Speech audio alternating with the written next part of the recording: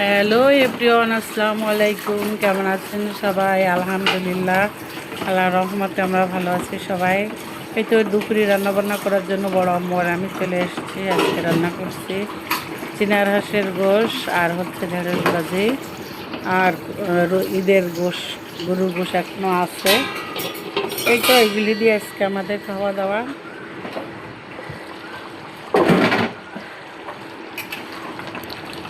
শুরুতে হাঁসের গোশ বসিয়ে দিয়েছি এবং কষিয়ে নিচ্ছি।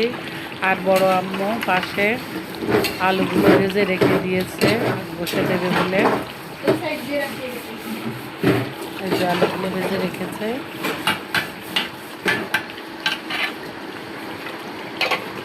ঢেকে দেই, আস্তে অল্প আছে হোক। আলুগুলো দিয়ে দিলাম, কারণ বড় বড় করে আলুগুলো কেটেছি, সেদ্ধ হতে সময় লাগবে, তাই এই কষানোর শেষের দিকে দিয়ে দিলাম।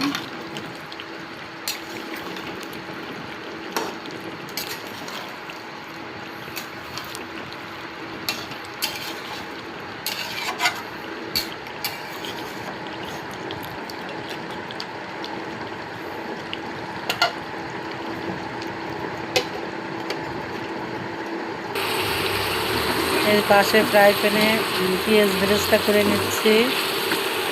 কিছু অর্ধেকটা হাঁসের মাংসের ভিতরে দেব, আর অর্ধেকটা ঢেঁড়স ভাজি নামানোর আগ দিয়ে দেবো এই জন্য। আর ওই তেলের ভিতরে কাঁচা পেঁয়াজ, মরিচ আর ঢেঁড়স দিয়ে ভেজে নেব। আর এপাশে ফুটন্ত গরম পানি, মাংসতে ঝোলের পানি দিয়ে দিলাম।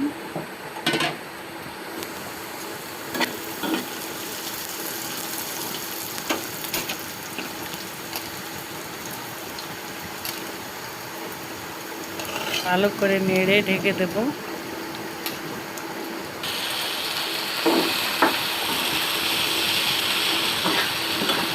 আর এই যে পাশে ওই তেলের ভিতরে দিয়ে দিলাম ঢেঁড়স।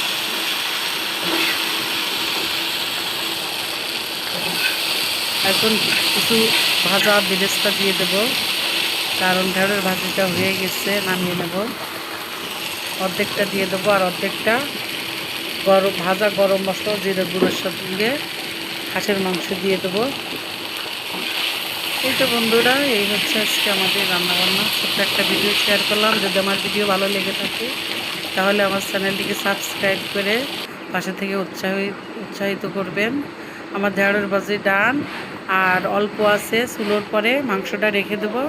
সবাই ভালো থাকবেন, আমি সুস্থ হাঁসের থাকবেন। মাংস আল্লাহ রান্না করি। হাফেজ।